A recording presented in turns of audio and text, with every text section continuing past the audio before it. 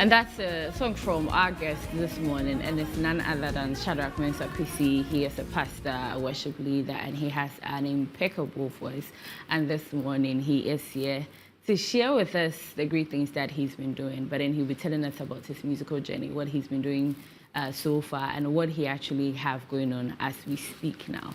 So good morning, and welcome to Morning Rush. Good morning. It's good to see you again.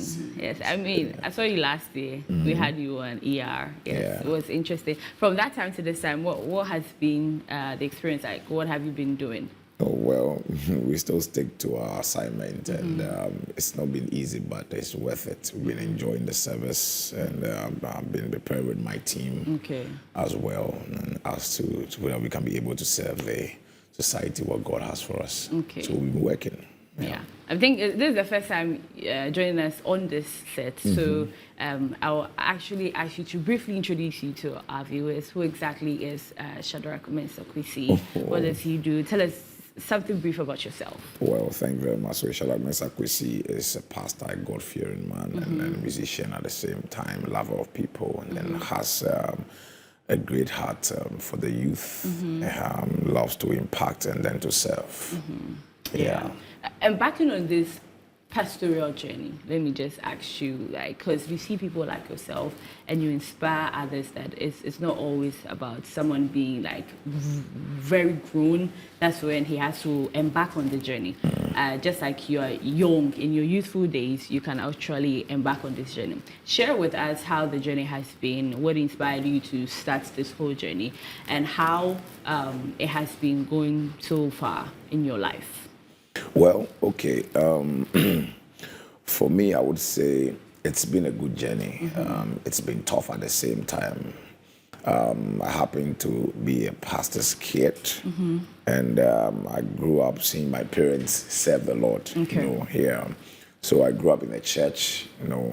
Yeah. So I would say it's been a journey that is worth it. A journey that. If I come into this world the next time, I will still choose to be a pastor's kid, Oh, wow. Yeah.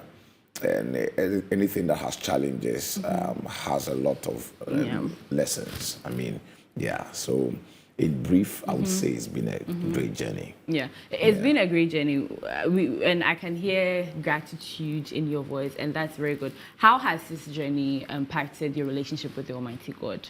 How has it been over the years? Yeah, it has taught me a lot to depend much more on God as time goes on. There are things that where there are times where stuff and then things were that difficult, and the answers I received were much more from the place of the secret. Okay. Yeah, so I realized that the more you grow, the more you get closer to God. Yeah, so that is what I would say. Yeah. And at what point did you see that you're embarking on a journey where you're getting closer to God, you are doing the God's way? But what made you add the gospel music? Because is it that you were gifted, or along the way, like how gospel musicians would say, it appeared to me, was a calling, so it came onto me. So how was it like adding singing onto your calling? Well, I'm coming from a music family.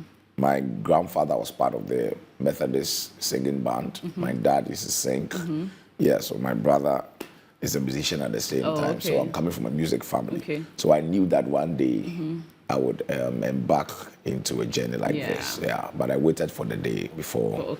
Yeah. So how long has it been since you started doing music alongside? Officially, I would say 5 years to 6 years this year, officially. Yeah. Wow, that's very good. And one who asks, what do you sing about? Because every gospel artist will sing about God, the Bible, but others have, like over the years, it has evolved. Others do experiences, some challenges. So how is yours?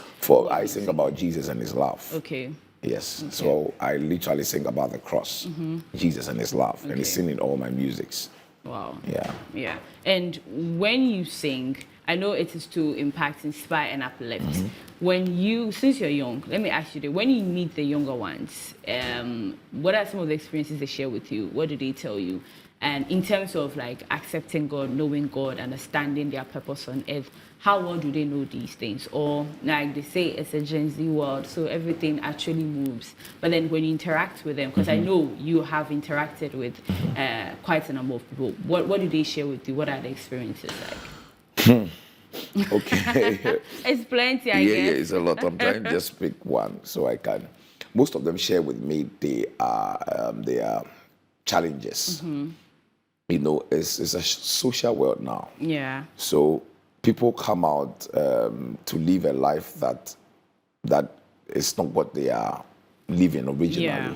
Okay, so they share with me, most of them share with me their challenges, has to do with what they go through in the place of the secret, what they are able to discuss with people. Yeah. Yeah, so I'm able to advise them based on what They say. they share with me, and then by the grace of God, they are free from whatever that is a challenge to them, which they can discuss. Okay. No, people, everybody's smiling. People are laughing around, but there are stuff that they are going through that they can discuss true. until you are able to open up to somebody that you can share with. You know, a problem solved is half shared is half solved, right? Yeah. That's a saying. Exactly. Yeah. So, yeah. Then you're doing good. I would say you're in the music industry, and you are part of the family. So I get to ask you like how moving into the music industry is, because you're adding it to your gospel ministry, and it's a different ballgame altogether. In the gospel ministry, everything is done differently. As like I said, the things are changing, things are evolving. We are doing things differently. Being in the music space, what has been some of the things that you have actually realized that, you didn't actually feel that it was in, but now it is part of you that you are doing? For example, in the music space, like you have to do concerts, you have to do ticketing, you have to do this. How is like moving into the gospel music space? How has it been like in general? That's not been easy.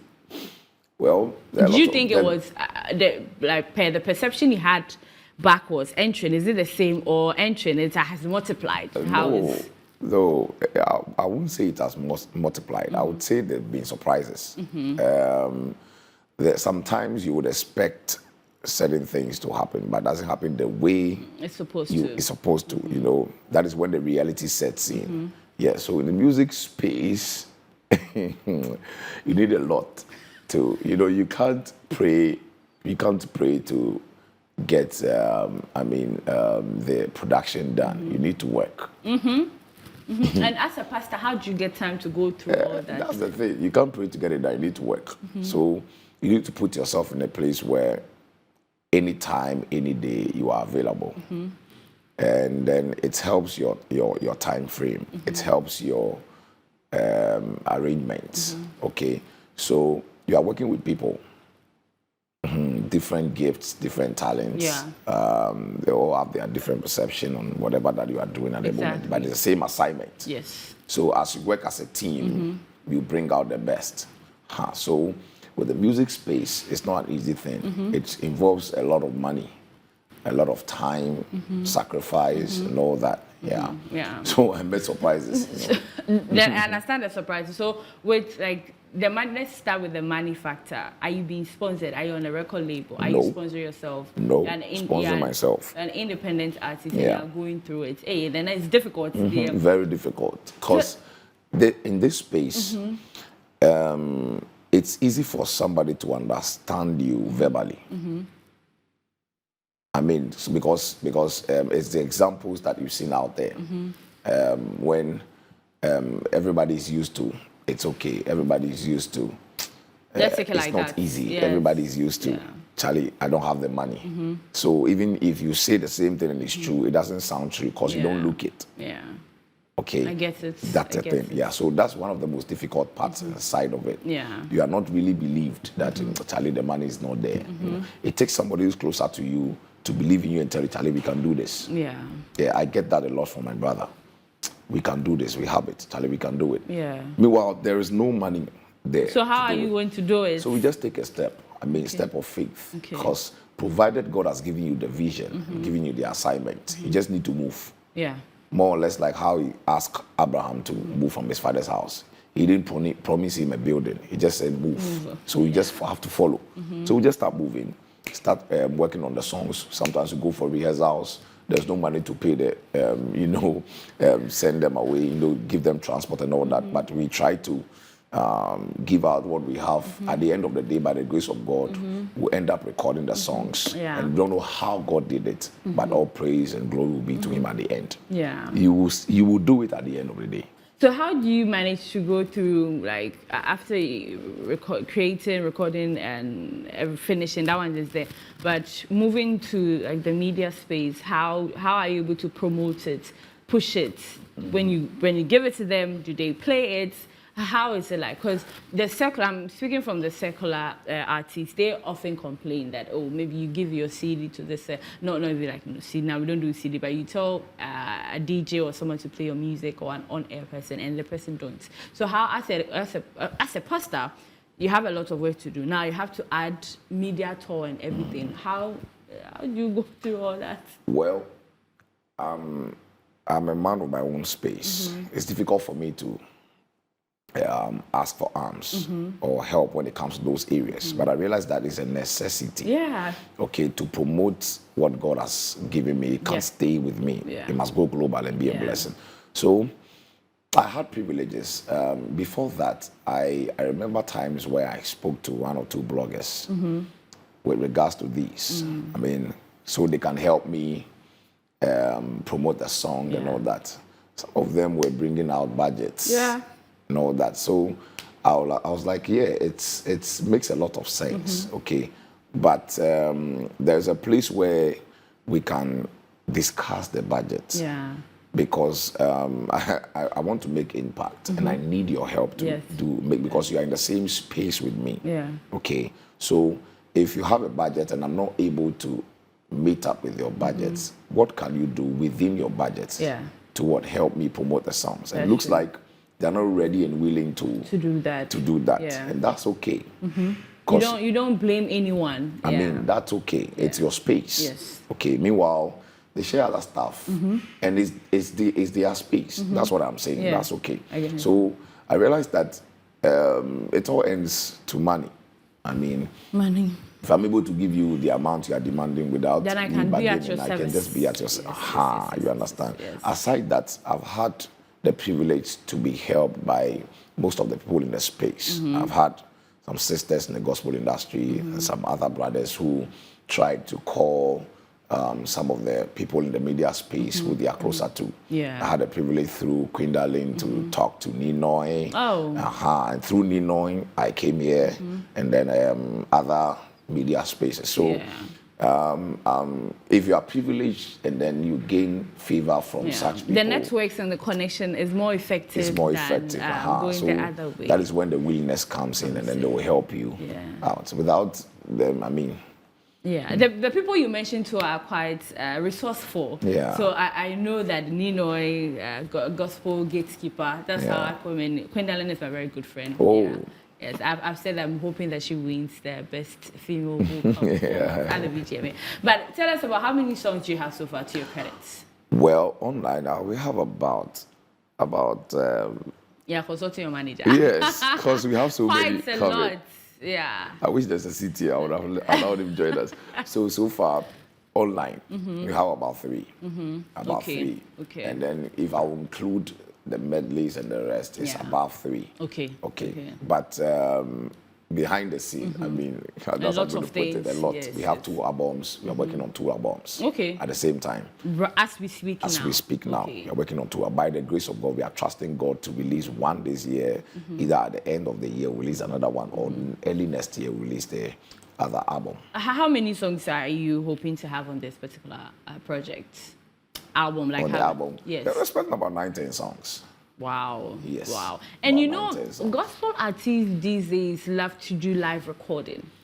So you have decided to be in the studio, or how are you going to? Because they have like live album recording concerts. Yes. Yeah. And then as they are ministering, as they are worshiping, through that they record some of their songs because they say it's much easier and it's, cost effective. So they prefer that. But you have decided to go to the studio and record. And then you have someone sponsoring this one.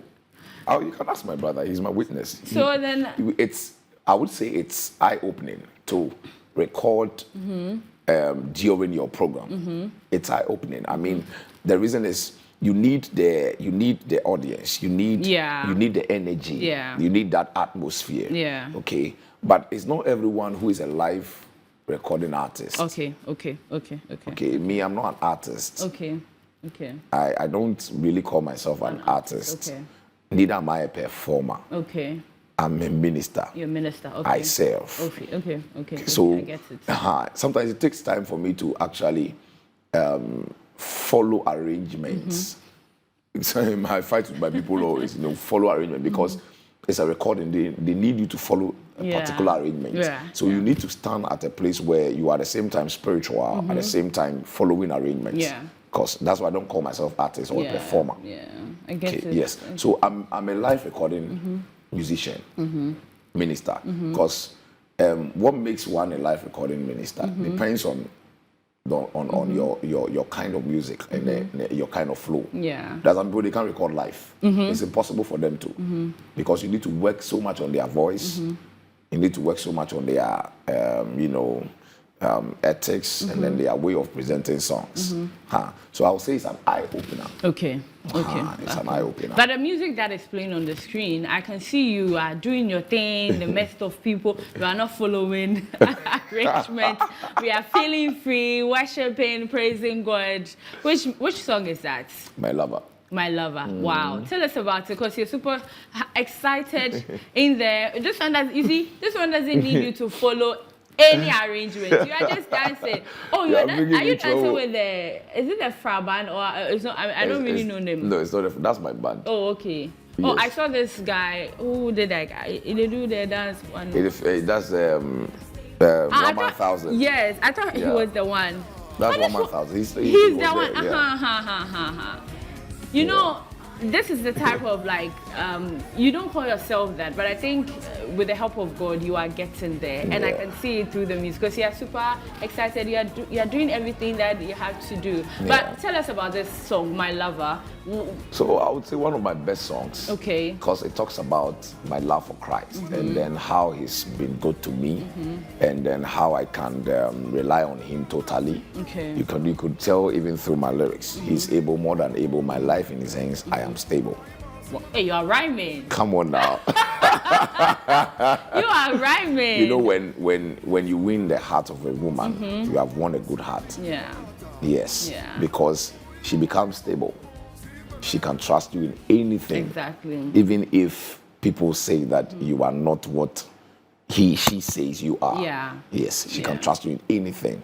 And then I've realized that all these years, my life in God's hands has made me stable. Wow. I mean, to trust in him the more and then to love him more.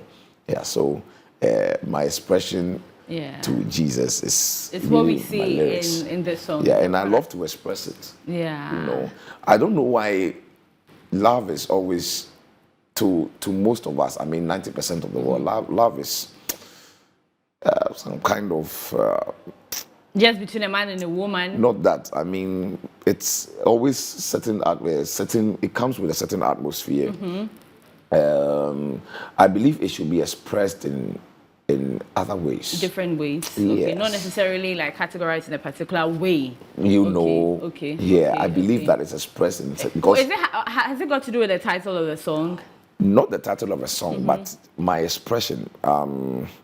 Singing my lover or singing about somebody in love and then it's in a dance mood. Okay. You understand? Most of our love songs are in a slow tempo, I'm believing that love is general. Yeah. Love is very broad. Yeah. It shouldn't be smooth. It shouldn't be in a low tempo. It should be in an up tempo. Yes, always. That can make you, wow. I get it. I just want to express the other side of love in this particular project music. Okay. Yeah. But you're hoping maybe the album is completed this year, 2024. Aside that, can you take us through, you said maybe 10 songs? Yeah, 10 songs. Give us some of the titles you have to expect. So we have Jesus. We have Jesus. We have Holy. Holy. We have In Your Presence. We have Yesu Mo. We have other medleys. And then that's some of the titles. Kra, Phoebe. No, that's We fine. have, yeah. But did you write all these songs by yourself? By the grace of God, I'm learning how to be a good writer. Okay. Because most of my songs, I receive them. It takes me time to complete them. Yeah. Because I just receive the songs, sometimes in the bathhouse, and then, Okay. So when I get them, I sit down, record it, and then play it over and then be praying. So God will lead me to some scriptures that will help me complete the song. Yeah. Sometimes, too, I'll share it with my team, and then one of my keyboardists, Okay. he will just also bring out the best that he has to get the song. You know, because songs must be well in good shape. Yeah. I mean, they must be well arranged lyrically. Yeah. Lyrically, Yeah. because you can't be talking about the love of God at the same time talking about God's anger at the same time in one song. Yeah. It should lead to something. In the pattern, That's why there are some songs you can't add up. You have to leave it the way it is. Okay. You know, we are wrapping up on the conversation, but then finally, you're impacting lives a lot. But for you personally, how do you envisage your future in the gospel space, and also being a minister of God, a pastor? How do you envision yourself in the next years? I'm not going to give up specific years, like people will say maybe 5 years or 2. No, in the next years to come, we don't know what will happen. But then, where do you see yourself? I see myself impacting the globe. Okay. Because you're moving international. I carry God. Okay. And I can't be kept in the cave of Adullam. Okay. I must come out and express the light that I have in me to affect the world, so that they will also follow my God. So I always see myself impacting the world, whether music, whether through preaching, whatever, as provided that platform is projecting Jesus. Shadrach, how can your fans and viewers who are watching you for the first time reach you? Is it on your socials? What's the name on X, Instagram, everywhere? Now X. Hey, I said more. You know, X sounds somewhere X. Yes, I know, it's Twitter. But what's the name there? So Shadrach Mensah on all the social media platforms. All of them. Okay. And on YouTube too? Shadrach Mensah, iTunes, Spotify, X, Facebook, Instagram, all of them. Shadrach Mensah. Shadrach Mensah, thank you very much. Thank you too. For joining us this morning. We are really grateful for your time. We know how busy you are, but then you made time to come here. Really, really appreciate it. Thank you. And we wish you nothing but the best. Amen. Okay. Thank you.